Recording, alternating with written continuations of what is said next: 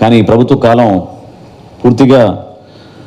పూర్తవుతున్న సందర్భంలో ముఖ్యమంత్రి గారు కూడా ఎక్కడ కూడా ప్రెస్ కాన్ఫరెన్స్ పెట్టరు, ఎవరితో కూడా చర్చించరు.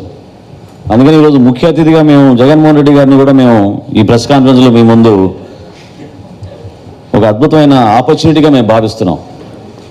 ఎందుకంటే మేము ఛాలెంజ్ చేస్తున్నాం, జనసేన పార్టీ నుంచి మేము ఛాలెంజ్ చేస్తున్నాం. మేము సిద్ధం, ముఖ్యమంత్రి గారు సిద్ధమా? ఈ లెక్కలపైన చర్చించడానికి విజయవాడ నగరంలోనే తుమ్మలపల్లి కళాక్షేత్రంలో మనం జర్నలిస్టుల ముందు మనం కూర్చుందాం. ఈ రాష్ట్ర ప్రభుత్వం చేసిన అవకతవకలు, అవినీతి కార్యక్రమాలు, ఈ 5 సంవత్సరాల్లో వాళ్ళు ఏ విధంగా ప్రజల్ని మోసం చేసి, లెక్కలు తారుమారు చేసి ఈ రోజున అభాసపాలు అవుతున్నామో మీరందరూ కూడా గమనించాలి. ఏషియన్ ఇన్ఫ్రాస్ట్రక్చర్ ఇన్వెస్ట్మెంట్ బ్యాంక్ మన రాష్ట్ర ప్రభుత్వాన్ని బ్లాక్ లిస్ట్ చేసింది. బ్రిక్స్ బ్యాంక్ మన రాష్ట్ర ప్రభుత్వాన్ని బ్లాక్ లిస్ట్ చేసింది. వీళ్ళు వ్యవహరిస్తున్న తీరు,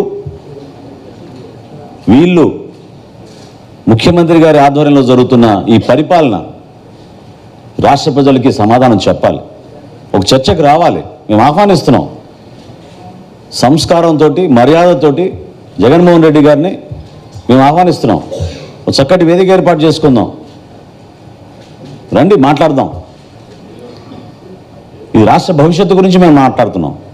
రాష్ట్ర ప్రయోజనాల కోసం, రాష్ట్ర ప్రజల కోసం మనం చర్చించుకుందాం.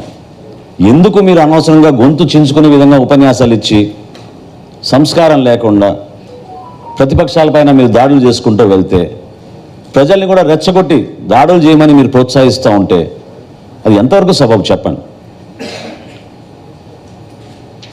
నా రాజకీయ ప్రస్థానంలో నేను ఎప్పుడు చూడలేదు ఇటువంటి సభలు.